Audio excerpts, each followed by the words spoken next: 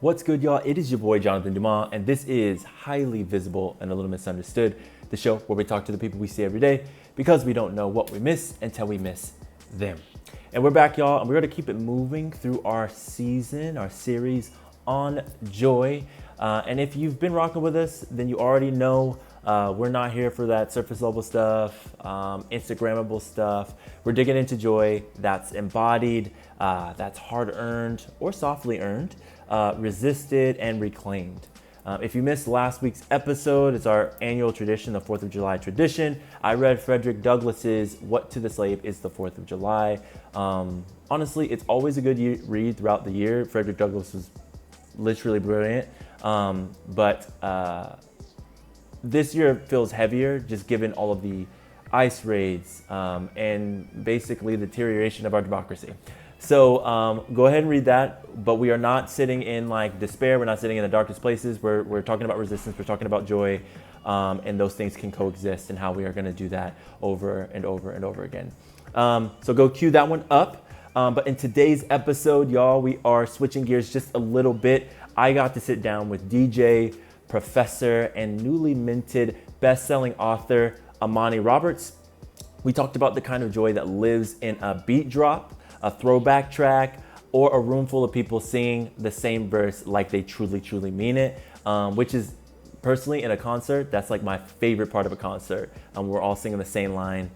You just can't beat live music. Anyways, we got into the emotional power of music, how creativity helps us reconnect to ourselves, and what happens when you stop running from imposter syndrome and just sit down and do the goddamn thing anyways, you know? Hey, be courageous, y'all. Step into that fear. Oh, and Amani's latest book, The Quiet Storm, is a love letter to R&B groups and a whole era that shaped so many of us, whether we know it or not. And trust me, y'all are gonna wanna add it to your list. It's already in my cart, y'all. It'll also be down below for you to check out and purchase as well. Real quick, before we dive into the conversation, if you're on YouTube, hit that like button, subscribe, and drop a comment when you know something hits and connects with you. It really, really helps with the algorithm. If you are listening on audio, a rating or a review really helps folks find us, discover the show, listen to these conversations. And honestly, y'all, I so appreciate all y'all that have been dropping so much love and responding to the prompts. Which, speaking of the prompts, those prompts are always at the end, an invitation for you to respond. As always, you can send it to us in an email or using the form down below, or you can just comment or leave a review in one of the prompts. And today's reflection prompt, just as a little sneak peek, what song never fails to light you up and why? I think that is all the logistical stuffs and the intro for today. Let's get into it. Joy, music, fear, and finding your voice. Here's my conversation with Amani Roberts. All right. So Amani, when you hear the word joy, like what comes up for you first? Ooh. Joy, I think of happiness. I think of being relaxed, no stress, warm weather, beaches, and just really just being in a calm state of mind that's just very blissful, not a care in the world. I like that picture. I really do. As soon as you said like happiness and then like warm weather or like sunny, like I was immediately. I'm not a beach person, but I immediately got taken to the beach. Yeah. So Yeah. I feel that. I feel that. For you, okay. So as far as like context, we're this season we're talking about joy, and for me, like when I think of music, like I automatically think of like joy. It takes me to my happy place. Like some of my favorite songs, if I'm feeling like angry, upset, sad, happy, joyous, need to like focus, peaceful, whatever, I gotta have like music. There's some involvement of music with that. For you, like what is your connection to music when it comes to maybe joy in this instance or any other emotion that might come up for you? I usually can equate, some of the best moments of my life with a certain song that maybe was out at that time or a song that is synonymous with that moment. So I truly believe that music is like the soundtrack to your life. So Mm. you can hear a song and you can remember where you were when you heard that song and what you were doing. So I think that music is kind of like always underneath when we're experiencing life. Mm. What is your current like soundtrack that you could think of that you're vibing to right now? Ooh. Current soundtrack for the moment where I am now. Um, like always a big fan of like Mariah Carey, Kehlani, Mary Mm. J. Blige, Babyface. So I like to interchange some of those songs in there. But Okay. then you have like newer genres like Afro beats, I'm a piano.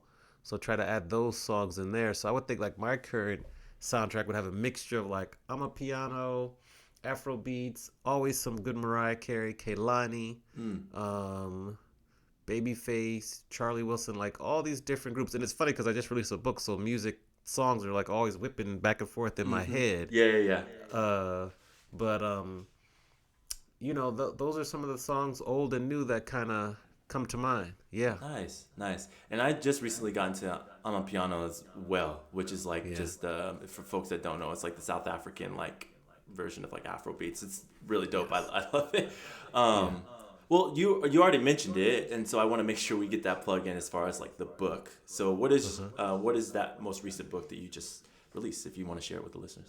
Yeah. I just released a book. It's called The Quiet Storm: A Historical and Cultural Analysis of the Power, Passion, and Pain of R&B Groups. It takes the history of R&B groups, looks at the history, then what happened to them, why did they disappear, and what will happen next. Mm. And released in February or mid-February, February 18th. We made the USA Today bestsellers list the first week out, which was great. Hey yo, And just trying to continue with the momentum. sick. What made you want to write that book? I love R&B books. You are R&B groups. Way back, like my grandpa got me into them. Like way back when. What got you Yeah. into? What made you want to write this book? Yeah. Props to your grandpa for getting you into it For too. real. Um, it was my thesis in grad school was why there are long only black R&B groups. Mm. Pretty much quickly when I was doing the research, 99% of all R&B groups are black in nature anyways. So just took the whole genre. And then you look up after like the mid 2000s, once Destiny's Child went solo, and the groups kind of disappeared. And so Mm. you really don't realize that until someone brings it to your attention. And I kind of investigated that. It was like, oh, this is interesting. And so I said, let's first do the research project to figure out why it happened, why did they disappear, and all that. Once I did the research and had the thesis, I was like, ooh, this would actually be a really really good book. Let's see if we can write it. Writing a book is not easy, but I had a good idea of how I wanted to map it out, and so I had to do the research on each group, write the book, turn it in, get it edited. So it was a long process, but that was pretty much why is that I could see there was space in the world for this book. There hasn't really been a book like this written before, Mm-hmm. and we need to put the history down and give flowers to groups, and then hopefully, as the book continues to get out there and to share it with the world, we can then take it from a book to documentary because it really would set up well for a documentary. Absolutely. Okay, we're gonna come back to like the joy aspect of this, but you piqued my curiosity because as soon Yeah. as you said there's not many like nobody really like asked that question of why there's not many R&B groups anymore. I immediately tried to think of like R&B groups and I can't like Yeah. Yeah. yeah, a lot of them are not together anymore and they might come together to do a tour and then they just go off and do their own thing. Um, that like oh damn, like that's real. That Yeah. they aren't really many R&B groups No. anymore. Like you have the legacy groups Uh, like New Edition, Boys to Men, Jodeci, SWV, even TLC will perform a couple times. You have legacy groups out there that's still performing, but when it comes to newer groups that are ready to take the mantle and carry it forward, there's nothing out there. There's a few, but to the level of success and level of music that was being produced and distributed and had success in like the peak era of like the 70s and the 90s, mm, it pales in comparison. what the? And so you're just kind of figuring out like what happened, why did that happen, and it's just a really really complex story. Okay, without getting too much because now I'm this is another one I'm adding to my reading list. Like what Okay, without giving too much, what could you say happened, or what like kind of was there any indicator that like, oh, this was something that was gonna happen, or or Right. like did it just happen out of nowhere? Like what the I heck don't happened? think it was. There weren't many indicators. I like to call it like the book's title is "The Quiet Storm," which is based off of a radio format that was popular in the mid '70s to late '90s, Hmm. and then it went away. But I'd like to call it the imperfect storm because you had the recession of 2007 to like 2010. You had the emergence of iTunes, streaming, YouTube. So just to, I won't give away all of it. And then I'll also add like we used to have like the Arsenio Hall show, In Living Color, Yep. Vibe magazine, Ebony Essence, and Jet. So we'll just focus on those three. Yeah. And then when you look at it, like the imperfect storm, the recession hurt primarily mom and pop record stores. Hmm. And in where R&B groups would first get their start and maybe do record signings and meet and greets was like the mom and pop record stores in every city. You know, over 50% of those closed during the recession of 2008 to 2013. That was big. Then you Hmm. had all these publications between Ebony, Essence, Jet, Vibe, over 8,100,000 monthly subscribers. That went down to less than 1 million. Now, Essence is still around, but Vibe went away. Ebony's gone away. They're digital versions, but it doesn't matter. So then you lose that. Hmm. Then you had Arsenio Hall show, which was probably the biggest nighttime show that would feature all these different hip hop acts, R&B acts consistently have come on, interviews, gone. Hmm. In Living Color. In Living Color, which would feature like other groups and acts. That show went off the air. And so you have all these different factors that are just eliminating how you can discover, grow with, learn about these groups. And there's other things that happen in terms of like with laws that were passed, other genres that started to emerge. But those are like three of the top reasons in terms of what really caused it to disappear. And the disappearance was quick. Like I have a chart in one of my presentations where 2007, I think there was like out of the top 20 songs for the year, 12 were like hip hop based, Hmm. not R&B based, but hip hop. So you can see hip hop was starting to take over too. So that just gives you a slight kind of preview of what happened and why did it happen. That is freaking fascinating. In like the realest way and also the saddest way. Like I would have actually never thought that the recession was gonna have such an impact. Like on some of these like magazines. I remember getting like Jet, Ebony, like all those magazines to my house. And then Yeah. I watched a lot of those shows like growing up in Living Color, all those different things like growing up. That's freaking wild. Okay, so all right, read the book, y'all. So, Yes, yes. I'll Get the make sure book. to plug the book. Yeah. I'm literally gonna add that to my reading Yes. list because that's actually really really fascinating. What's the name of the book one more time? It's called The Quiet Storm: A Historical and Cultural Analysis of the Power, Passion, and Pain of R&B Groups. And you can get it in any retailer you want. It's available everywhere. Sick. All right, I'm gonna make sure to plug that and make sure that folks tap into that because that is Thank you. I got my undergraduate degree in history and political science, and so anything about history and then like merge culture into that, like I'm in. That you already, I Yeah. was already in. Um, so sick. All right, so coming back to using some kind of segue to get back into like the conversation around joy, music, creativity. Um, you speak and teach on the power of music all the time.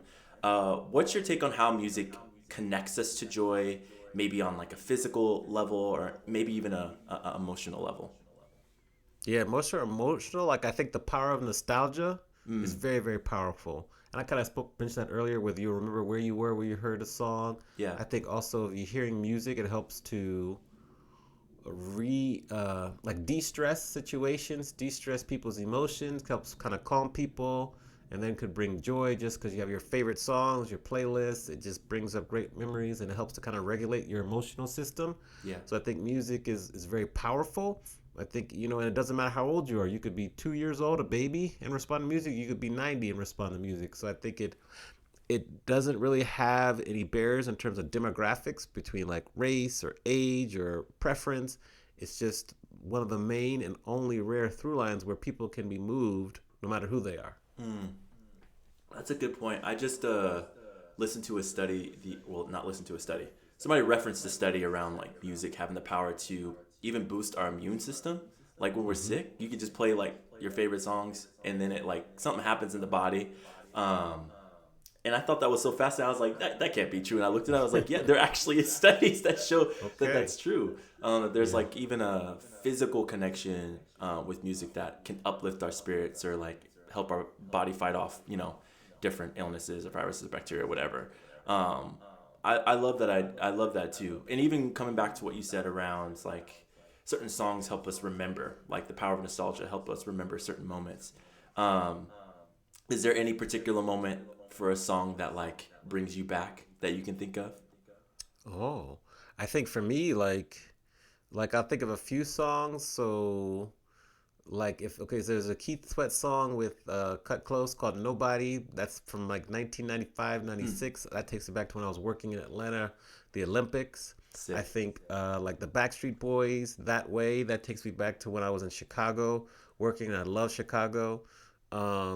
If you think about like uh, maybe like the Gap Band, Yearning for Yes. Your Love. That takes me back to when my dad would wake my brother and I up on Saturday mornings playing the radio. What else? Like maybe Ready or Not by After Seven.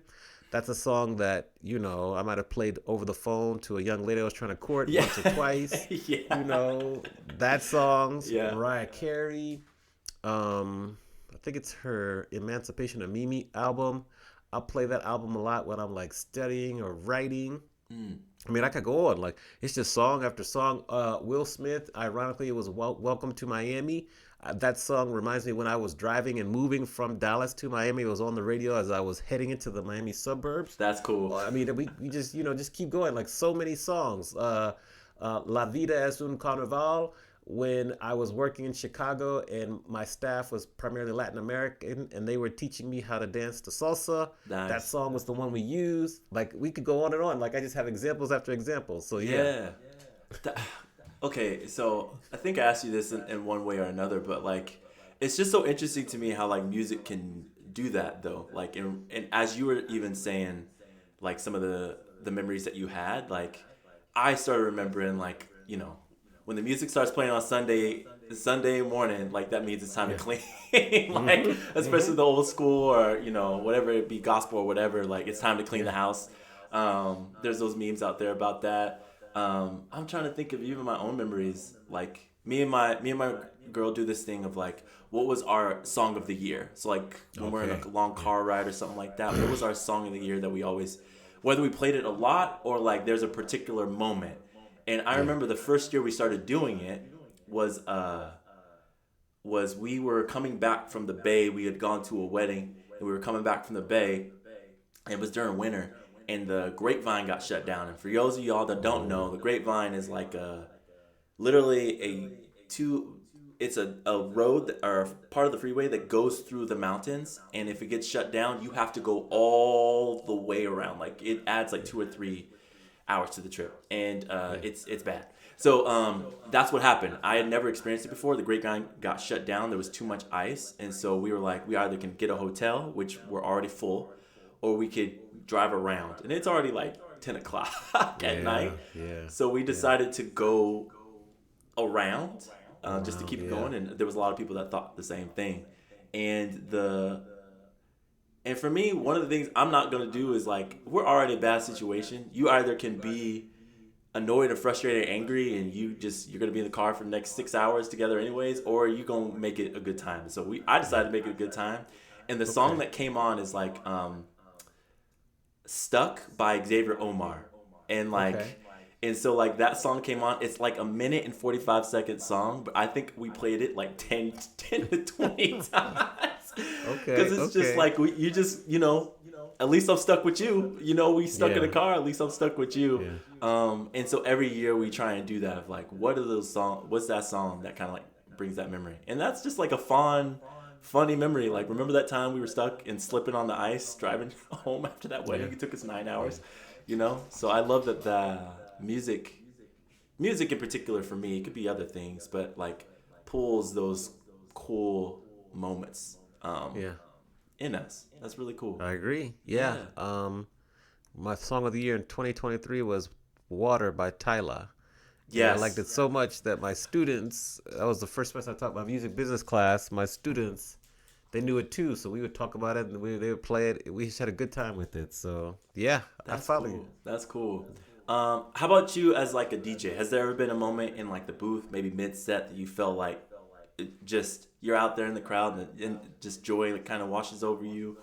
Um, yeah, like Yeah. what is that moment? Like maybe There, goosebumps or something like that? There was one moment when I was playing and I think I dropped on Juicy. I dropped Juicy by Notorious B.I.G. So I was playing that song and someone came up and said, you know, you should play Killing Me Softly by Lauryn Hill and the Fugees next. And usually DJs were like, okay, go away with your request. Go with your request. But this time I always will listen, though. I always listen. Yeah. And so this time I listened and I dropped it in next. It fit fine. And we get to the acapella part towards the middle of the end when just Lauryn Hill is singing. She's like, oh, that part. Yeah. And I dropped the volume. And the entire club was singing that part along, and I got goosebumps. So that was sick there. There's another time when it was Thanksgiving, so I played on the Fridays usually at this place. There's a club over in Venice, and I played on Fridays, and I dropped in Mariah Carey. All I Want to Do for Christmas Is You, and I dropped that song in, and the entire club sang the entire song for the whole period of the song. And I got goosebumps. And then I went from there. Then I went to Bodak Yellow by, I think it was Nicki Minaj, right? She sings that, I Yeah. think. I think Bodak so. Yellow. Yeah. And they were vibing, so I got goosebumps all those times. That's so sick. I love the one with the where you almost like, bro, let me do my set. Yeah, yeah. But Go like away you're with like, the oh, request. maybe, But yeah, I'll listen. I'll yeah, listen. No, yeah, yeah, yeah. yeah. But I like everybody just hopped in. Like those moments. I remember even those moments when I'm like listening to a DJ that's like they in they damn pocket and they drop Yeah, something like that. That's like really really sick. yeah. Um, oh man. So I just listened to your before we hopped on. I already told you this, but like I listened to your um the what is it called? Goodness gracious! Oh, 7 steps Web. to unlocking your creativity Yeah, 7 steps. webinar. Yeah. Yeah, and it was so dope because like me as a creative and somebody who's always trying to tap into making things that excite me. This podcast, maybe it's a workshop or any like little activity for my clients or something like that. Uh, it was still like really really impactful outside of just like music, but I was able to like frame how I'm thinking about my own creative acts. I'm curious for you, like where did that like 7 steps to unlocking your creativity um, come from? That whole framework that you developed come from? Yeah. That framework we call it coppers. Um, I created that because I was trying to figure out a way to show people how to unlock their creativity by using music groups that I was going to be in my book as the vehicle and the lesson. And I was able to kind of first had to write out what they were: creative risk, collaborate with others, be persistent, practice resilience, embrace failure, reinvent yourself, and stay curious. And then I had to like use a little bit of like AI to, can you find a word that works with this? And so that's what helped me come up with coppers. Then I put it in its right order. Then I was able to develop stories and based on my research, figure out which groups exemplified the lesson of the specific framework and then take that and run with it. And then you saw it where I would pair the music with the story and the lesson. And so that's kind of how I was able to kind of come up with that. And it's worked well so far. Absolutely. And one of the things that like really stuck out to me in particular, because I think anybody who's creative and like when they're in their mode or in their flow of creating something, and they're really like embodying that, right? You probably, I mean, we talked about it when you during a DJ set you've had, right? That like you there's a smile upon your face, like you're obsessed with it almost. But then there's times where it's just like really really hard, or like you become there's like a risk involved, I think, with like creating, and that's actually the first portion of coppers, right? Creative Yeah, risk. creative risk. Yeah, exactly. Can you talk about like a little bit of those? There's the four ways of preventing Oh yeah. of like folks Yeah. not wanting to create or like prevents them from taking that creative risk. Yeah, yeah. I'm gonna pull them up while we talk and make sure I cover them the right way. But yeah, that's Absolutely. good. That's like creative risks. This is important. And then the key is that, well, what prevents us from taking creative risks? And so there's like this other, that was another framework I had where there's four things like you have like fear, Mm-hmm. which is really, really fear can prevent you from doing so many things. But I like to call it false evidence appearing Mm. real, excuse me. I first heard Les Brown call it that. I like that. Yeah. Then you have imposter syndrome, which is very, very common. And people, sometimes people don't put a name to it, but the more and more you talk about it, the more and more you can put a name to it. It's just the feeling that you don't belong here. You belong in the room, but you feel like you don't belong in the room, either because you're young, maybe you're not as experienced, or you're new. But imposter syndrome, or like for me, who am I to write a book about R&B music when I'm only a DJ and I've got so many short years of experience? But no, I'm actually the exact right person to write the book there. Mm. So that's kind of imposter syndrome. Or who am I to be a professor when I didn't have any experience? But actually, no, that was a blessing Mm. because I was able to relate to the students in a really unique way. Then you have like self doubt, just always question yourself. Did I make the right decision? Is this the right decision? That kind of under. And then worry. You're worried about what people will think. You're worried about if you're going to be successful. You're just worried, worried, worried. And those are things that really just take away from you taking creative risks. If you're able to acknowledge those four, we'll call them devils that are on Yeah. your shoulder, Yeah. four devils that are on your shoulder, but keep moving forward, then that's okay because they're Mm. always going to be there. That's never going to go away. And so that's the part which prevents people from taking creative risks. They just get too comfortable, too scared. But if you're able to combat that, then you can really unlock some very, very high levels of work and satisfaction. Mm. I like that. I really do like that. And in particular, I like how it's more so of like the acknowledgement. Like I have a career joy framework where it has like, I'm not gonna remember exactly. Hold on. Acknowledge. It's like acknowledge the emotions. Um, move forward. Nope. I'm just gonna tap it Yeah, in later after the fact. This is a yeah, yeah. podcast. I Tap can't it remember in. off the Yeah, you gotta top. make it like a what do they call those? Like the little not an anagram, an anagram, so you can remember the words or whatever. That helps. Yeah, yeah, yeah. I'm like, oh my gosh, hold on. It's a Like podcast. I can A take two M seconds. A M E S or something, aims or something. Yeah, Just something that'll help you remember it. I do got to do that. I've actually been meaning to do that. You inspired me. I'm gonna do that. Hold on. Okay. All right. There we go. So, acknowledge emotions, practice self compassion, ask yourself what you want or need, and then determine next steps, and then take action. So I'll figure out some kind of Yeah. situation there. But I like how you said, having those four devils on your back, like they're never gonna go away, right? Like, and that's so true. Even when I do something that's like I created something and it's like, this is fire. Like, I know it's fire. I still feel worried. I still feel that fear. I was having a Yeah. conversation this week around like, I've actually been really scared a lot to take risks about creating or doing something that I really want. And I can pinpoint the times where like I made, and this is me like actually not being overcritical of my past self, but Mm-hmm. it's really like, I look back, I'm like, damn, why didn't I actually try a little harder? Why didn't I apply for that job? Or why didn't I, put that thing I've been writing for forever and just put it out or spend some more time with it? And now somebody else did it. There's all kinds of Yes. things Yes. that I've like created or wanted to do and didn't do it because I found some way of like, I let those four devils like really speak heavy into what I was trying to do. And in some ways take away the joy of like even creating or ideating on Yeah. what I was doing because I was just so fearful or worried or didn't Yeah. really feel like I belonged and there was like that doubt.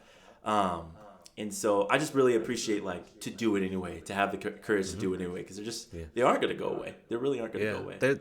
There's a book out. I believe that I have the book. The author is Susan Jeffers.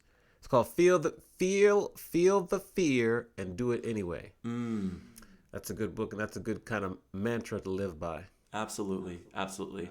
Um, Well, I'm gonna do a little zag before I get to the next question. But for when is the time have you where these four devils were like really speaking to you heavy and you did it anyway? When I was contemplating and leaving a corporate job, a nice six-figure corporate job, leaving to pursue DJing full time. Mm, That was a big one, but I did it anyways. Another one was when I was writing my first book about DJing. When I was like, who am I? I'm just like, I'm not the best DJ out there. So who am I to write a book about DJing? But I was able to kind of keep moving forward. Even when it comes to moving. Say, for example, if I was moving from LA to Las Vegas, like that's a big move. It seems a little strange. What if I don't build community? What if I'm not able to save enough money? What if it just doesn't work out? But I did it anyways. Very good. Um, I think the biggest one for me, which had the biggest benefit and just biggest life changing outcome, is when I got offered a position to be a professor. And, I grew up the son of a professor, but I didn't want anything to do with that. And then this opportunity comes up. I had never taught at the collegiate or the high school level, yet they were giving me 2 classes to teach back to back, mind you. Oh my gosh. For like 3-hour classes back to back at like mostly college juniors and seniors. So it's not like I'm coaching freshmen or teaching freshmen. It's juniors and seniors. Yeah. And so that one I really had big imposter syndrome, and it started off pretty rough. But then I was able to kind of stay organized, keep moving forward, learn, read, ask questions, listen to podcasts. Then I came back the next semester. They invited me back. I did well. There was one moment when, I'll never forget, we were at Fulton, we were at, I think it's McCarthy Hall. We were at the top, like 4th or 5th floor, this haunted building. It was like a 4 o'clock class, and there was like 35 people in the class and me. And the students, it just was a really good class. They would interact, they would vibe, they would all attend, participate. And that's when I knew. I said, okay, this works. So yeah, that comes to mind. Yeah, I like that too. Because you could have said the DJing one, because that's a big like creative risk. Right. But I think like what's cool about the teaching aspect too, and this is just me knowing a little bit of the history that you shared with that webinar. I'm just going to keep shouting out that webinar. Y'all need to go listen to this webinar. It was really cool. I was only going to listen to like 5 minutes, 10 minutes, get a feel for it. And then I listened to the whole hour-long thing. It was great. Cool. I'm gonna plug that in. But like you didn't want to be a professor. Like that's not something you wanted to do.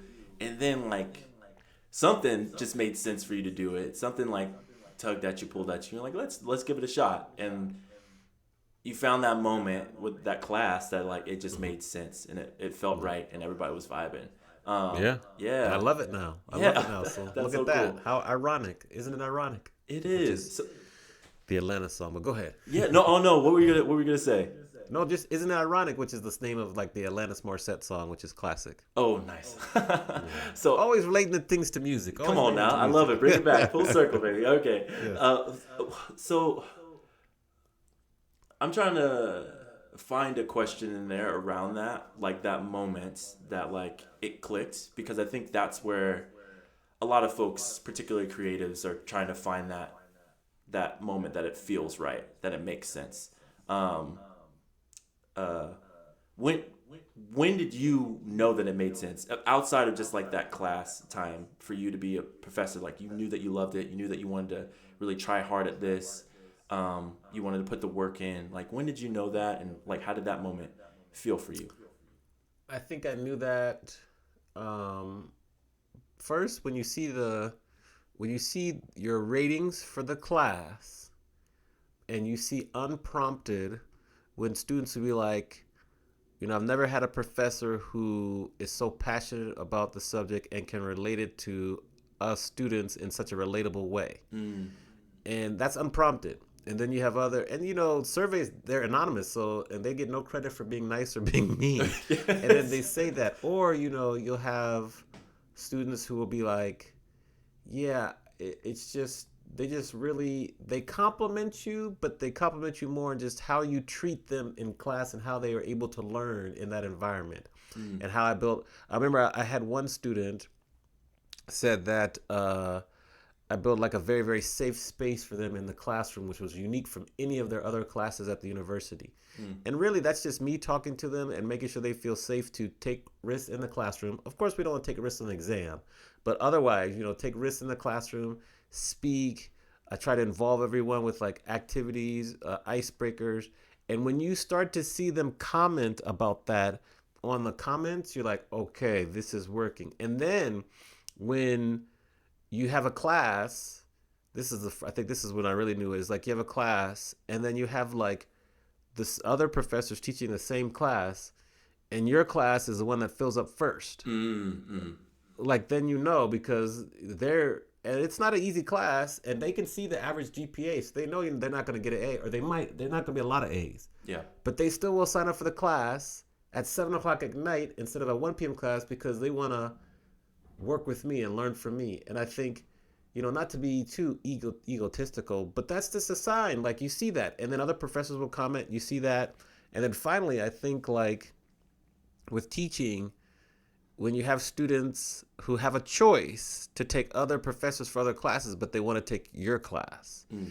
And even if I'll never forget, I had one student, Bonnie, she was so mad at me because she had signed up to take my, it was project management class I was teaching. She signed up to take my project management class. I think it was going to be like at 8:30 in the morning.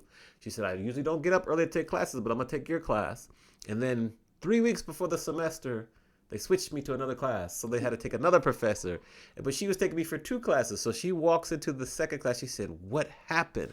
I get up early in the morning and you have to take your class. And so I said, I'm sorry. I'll try to make it up to you, but this or that. So that's not to be too egotistical, but that's a sign. Like they'll tell you, the students will tell you by their ratings, by if they come to class. Like for me, most students, they'll come to the first week of class, especially if it's 7 o'clock class.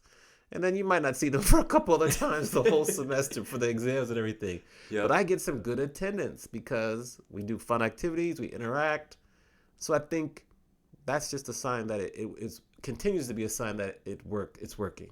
I like that too, because it's like, well, let me ask this before. Were you looking for those signs? Were you like actively looking for those signs, or were they just like, no, this is just me doing my thing and it's coming to me?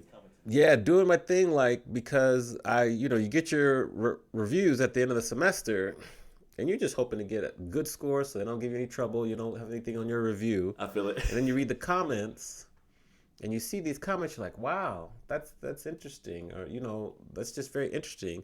And they'll share things you have to improve on also, which is great.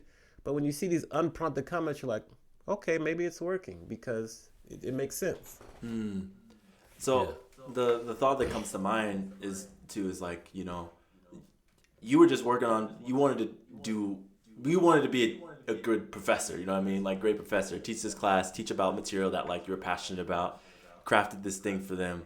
But the result of that, like all that work that you put in and making this thing like interactive and all that stuff is like, you see like the feedback come forth and you weren't necessarily looking for it. And so I always think to like things that I've created where I get like, constructive feedback that's really helpful to make whatever workshop I've built better, or like those little unprompted things. Like for my Career Joy workshop, I created, I basically led the whole workshop, and this is always the thing that I always remember when I talk about it. It's like somebody went through it and they were like, I've never thought about my career this way before. Like I've never looked back on my career, reflected on my career, and through the lens of like my emotions or how I felt doing those. I always just, how much money was I making, title did I have, where did I work, right? And she said there was a moment in my work career that I didn't realize that I still was like thinking about, held on to, and has guided all of my other work decisions, like how I interact with people at work, where I choose to work, all these different things. Like this one situation has impacted me for like the last 3 to 5 years. And it's just said, this is the first moment I've rethought about it, gave space to it, rethought it, reframed it, all this other stuff. And like, I'll make different career decisions now. And I'm like, that's it. Yeah. Mission accomplished. Yeah, for sure. Yeah. And it makes it worth it. All that stuff, like even the 4 devils on your shoulder, like in the creative process, makes it worth it when you actually put it out in front of people and they, I don't know if get it is the right word, but like it lands with them. However, it resonates. Yeah, it resonates with them. Yeah, That's really sick.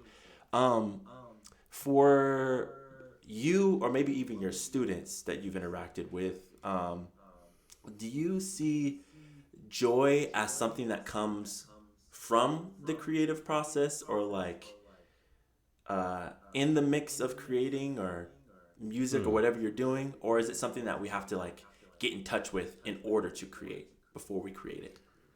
I think for some students, it could be the process of creating, like going through the process. They could find enjoying that. A lot of people, it's the end result after they look at back and see what they produced.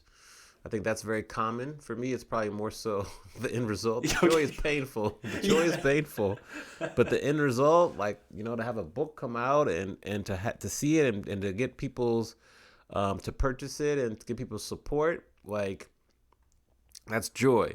Or what's even more joyful is when someone will say, "Oh, I read this story in the book about Gladys Knight and the Pips and the song The Midnight Train to Georgia. I never knew that. And that was so amazing. Thank you for sharing." Like, that's cool. Or they'll say, "Oh, I saw this picture of the Gap Band that you put in the book, and that was such a cool picture. I'd never really seen that before."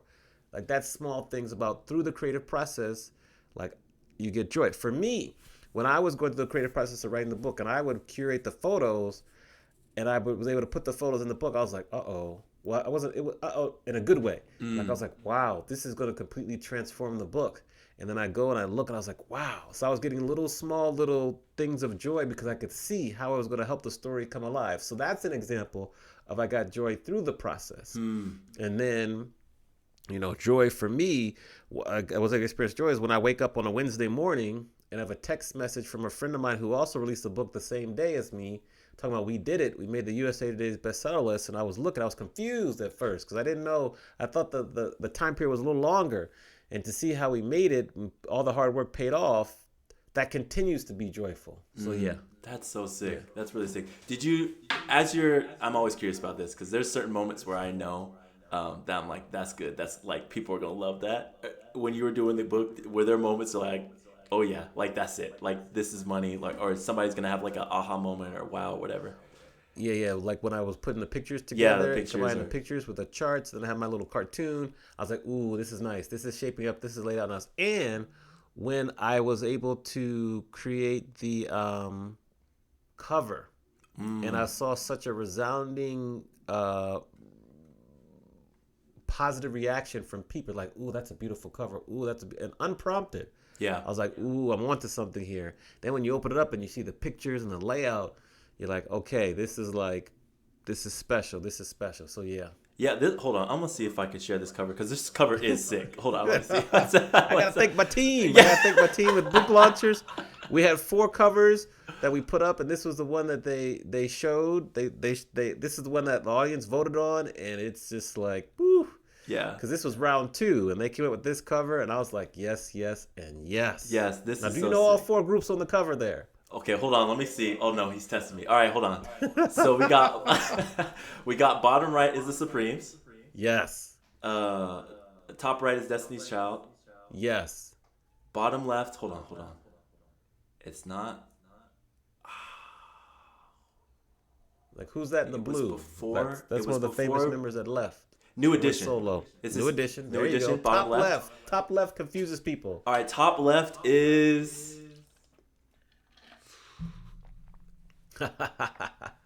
I'm gonna take a guess. I give you a clue. Take a guess. The Gap Band. No, close though. The Isley Brothers. The Isley Brothers. Oh dang! All right. 3 out of 4. It's all good. 3 out of 4. That's not bad. Yes. Yeah, but that cover is super sick. Yes. Yeah, 3 out of 4. So yeah. That's so sick. Yeah, that cover is so dope. Oh my god. Yeah. All right. Well, that's dope. That's dope. Now I'm thinking about people that are like listening, and like you've already written 1-2 books, and then don't you have a third coming out next year? We'll see. This one will wear me out, so we'll see. We'll see. I'm tired now. All right, so you got 2 books and everything like that, and you just said it like it wore you out. So if somebody's like listening, and they're feeling like creatively blocked, or in the process of creating it, like the joy aspect of it feels like far away. What would you say to them? Like if those 4 devils are really like speaking heavy to them, like what would you say? So I would definitely acknowledge where you are. And like for me, I was blocked in 2023. So I had a relationship that ended in 2022, which was blocking me. And I was trying to work on getting through that relationship and getting over it and like healing. Mm-hmm. And one of the things that happened is that I couldn't write. I just couldn't write. I couldn't stay focused. It just wasn't in me. I took a solo writing retreat. I went from LA to Minnesota, This was before I was going to go to a wedding in Chicago. So I went out a week early, Okay. went on a writing retreat, was around a beautiful place, Grand Marais, Minnesota, right on Lake Superior up north near Canada. Nice. And it was there that I was able to kind of unlock and write. So I say that story. I was there for 5 days, 4 nights, just wrote 3 times a day, break for lunch, break for dinner, rinse and repeat. And I share that story because if you're feeling blocked, sometimes a change in surrounding will help you. It could be as simple as, instead of always writing in your office, maybe go downstairs to your family room and write, or maybe go outside to the back patio, or maybe go to your local coffee shop and write. A change of surroundings can do you great. I think also, if you're able to listen to autobiographies, read autobiographies or podcast interviews with other people who maybe are in the same space as you, or other authors who maybe are blocked, so you can listen and learn and see what helped them get through it. I think history is a great teacher. So if you can learn from other people what they did, that can help you. So acknowledge what people did, acknowledge where you are, maybe change your surroundings. It could be as simple as going to downstairs instead of upstairs. It could be as complex as going on a writing retreat. And number 3 is try to listen and learn from other people who have been blocked, other artists or creatives, see what they did and how you can help. And then a bonus would be, I'm gonna find this book. There's a book out called The Artist's Way by Julia Cameron. And there's different activities you could do each week in that book. And that book will help you eliminate your creative gremlins, help you get unlocked. It's like, I swear by it. It's an amazing book. I think you should do the activities in the book with a friend. Every week you do a chapter. It can help you tremendously get unblocked. So those are like my 4 tips. That's really dope. I mean, that's great. You laid out 4 really good tips for folks as I take my headphones out. Yeah, you can go up if you find it. You can grab it. I feel like it'd be cool for folks to see it. Where do I have it? Hold on, I gotta find it because I want to tell a story too. Hold on, let's. All right. Where is it? Oh, here it is. Okay, so like for my, this is the book right here. Artist's Way. Okay, Sweet. The Artist's Way. So for my students, particularly the class I teach, is for my students who are about to graduate. We have, at the end of the semester, we have what's called the Artist's Way Day. And I take the students through a lot of activities in this book, because what a book really, the theme is that they want you to be as creative as you were when you were a kid. Take as many risks as you were when you were a kid, because back then we would do crazy stuff. We would just take risks. We didn't know not to do it. And so you want to reclaim that.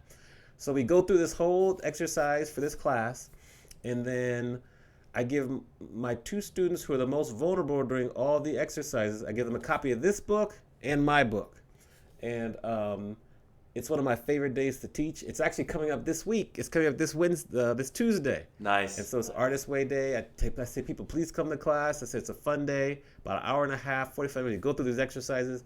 Some of the things that the students share, their fears, what they're doing, it's amazing. I love it. So that's kind of how I tie the book into my class too. That's so cool. And actually, where is it? Is it on here? Yeah, I have a Post-it on here for like my own creative process. It says, "Don't be afraid to have childlike wonder." Like that's my own that's there my own thing that I heard somebody say, and I think it was actually from The Artist's Way. But I haven't read that book yet. But like sometimes I just get so caught up in being an adult, like I forgot how, like when I was a little kid I used to just write stuff and didn't care how good it was, or when I used to draw stuff. And I'm not the greatest artist, but like it doesn't matter. You're just doing stuff to do stuff, or make my own playlists. Like I feel like as we got older, or let influences like impact how we thought or wanted to create, or what was important to us, or whatever, just like got in the way of how we create things and kind of like suck the joy out of it. But just I want to tap into that childlike wonder, and just like I just want to do shit and just have fun. You know what I mean? Yeah. That's good. That's good. I love that. Yeah. All right. So as we wrap up, one of the questions that I'm going to be asking all of our guests this season is, what's currently bringing you joy right now in this season of your life? I would say, in addition to just the whole book launch process, I'll say I go to improv class twice a month. And that's fun. That's like adult play. So that's That's so bringing me cool. joy. That's probably a big one right there. I will say um, just simple things as I mean, I love pancakes. So, try to get pancakes once a month. All right. It brings me joy. I love that. Watching a good show on like Netflix or Apple TV or whatever, that brings me joy. Nice. Um, and then just continue to keep in touch with and stay in touch with close friends. That brings me joy. And I'll say one thing I know that's going to bring me joy in the next 3 weeks is I'm going to go back to where I grew up, where my dad really grew up, and I'm going to speak to his family and people who know him because he passed away about 21 years ago. And I'm going to do an author talk for them. And I just know, like, when I share the book, it's just going to bring me a lot of joy because they're going to be so proud. And so that's what I know is going to happen soon too. So that's coming up, to be coming soon. That's so cool. All right, I'm gonna tap in with you to hopefully maybe we could put some like footage on, tap into it. Yeah, that'd be so cool. For sure. Amani, thank you so much. This was like a joy. I always love to talk to other folks that are creating, doing the things that they're passionate about, and just like hold the space to talk about it. And like it's just really cool to kind of like see how had this corporate job, decided to be a DJ. And now you're a professor, speaker, doing all really cool things and inspiring people to create, have joy in their own way. So this is really, really dope. I really appreciate your time. My pleasure. Thank you for having me. It's been great. Yes, absolutely. All right. Okay. Great conversation. Thanks again to Amani Roberts for coming through. So good. Super easy to talk to him. Also a good amount to sit with, right? Like I think his Hoppers framework really brought some things out around like creativity and some of the fear I have around creating sometimes or doing even for me. One thing he said that's sticking with me is that he said the joy is painful, but the end result is, well, that's joy, right? And that line, it got a lot of layers, I guess, to say the least, right? Because I'm thinking about, again, all those times I was scared, all those times that I didn't want to and still did. And my assumption about joy or being good at something or something being beautiful or work of art, whatever, I believed that people who were great at something, that it just happened. And I really think that I've unlearned that. Like, it's not true at all. Like, there's a lot of behind the scenes work that happens. And how many of us think that, right? That we think in terms of joy that it's supposed to come with ease or clarity, or there's gonna be that click moment where everything just lines up perfectly. But,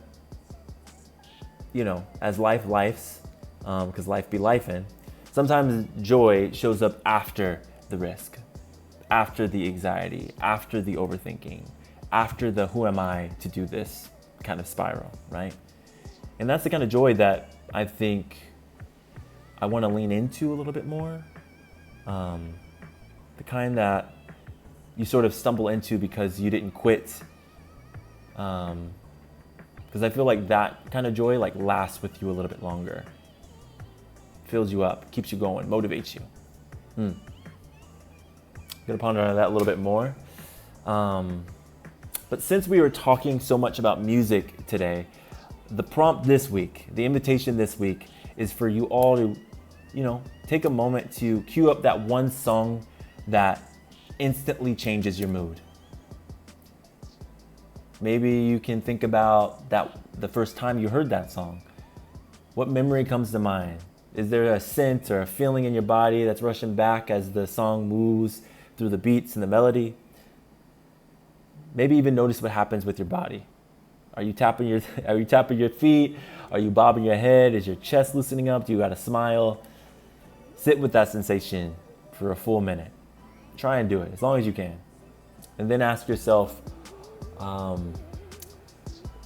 can I return to this feeling? This tiny pocket of embodied joy throughout my day. And I want to hear from you. I want to hear what that feeling, that moment was like. You can leave a comment, DM us, send us a quick voice note. We would really love to hear what joy has looked like for you in this season of life, especially those songs. Share them with us. We want to know. And if this episode resonated with y'all, you already know the drill. YouTube crew, hit that like, subscribe, drop your go-to song in the comments. Podcast fam, tap that 5 stars, leave a short review, share this with someone who is maybe sitting with their own creative idea for too long. Share it, text it. Sharing is caring, y'all. And if you haven't already, check out last week's episode, What to the Slave is the 4th of July, my reading of Frederick Douglass's speech. Really good. You don't need to just read it on the 4th of July. You can read it anytime. And check out our other episodes on joy. We got Ushmi, great episode. Brandon Howard, great episode. So good, y'all. We'd love to hear from y'all. Check those out. Let me know what you think. That is it, y'all. No more from me. Enough yapping. We got another dope episode coming for y'all next week. But until then, peace.